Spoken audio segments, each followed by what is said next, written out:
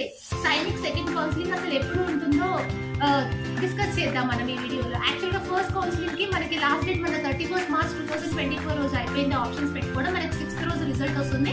Result అంటే మన student అసలు ఏ స్కూల్కి మనం పెట్టుకున్న స్కూల్లో అలర్ట్ అయ్యాడా లేదా తెలుస్తుంది. తర్వాత మీకు వచ్చిన స్కూల్ మీకు ఓకే అనుకుంటే కన్సిడర్ చేయడానికి లాస్ట్ డేట్ వచ్చేసి 10th వరకు ఉంటుంది. లేకపోతే మీకు నచ్చలేదు అంటే రీకన్సిడర్ కూడా పెట్టుకోవచ్చు. 10th తర్వాత మీకు యాక్సెప్ట్ చేయడానికి 10 తర్వాత మీకు 14th నుంచి document verification and medical verification ఉంటుంది. తర్వాత ఫైనల్ రిజల్ట్స్ వచ్చేసి 20 to 25 మధ్యలో ఉంటుంది ఏప్రిల్ మంత్ లో. మనకి సెకండ్ కౌన్సిలింగ్ అనేది ఏప్రిల్ మంత్ ఎండింగ్ కానీ మే 1st వీక్ కానీ స్టార్ట్ అవుతుంది. యాక్చువల్గా సెకండ్ కౌన్సిలింగ్ కి అడ్వాంటేజ్ ఏంటంటే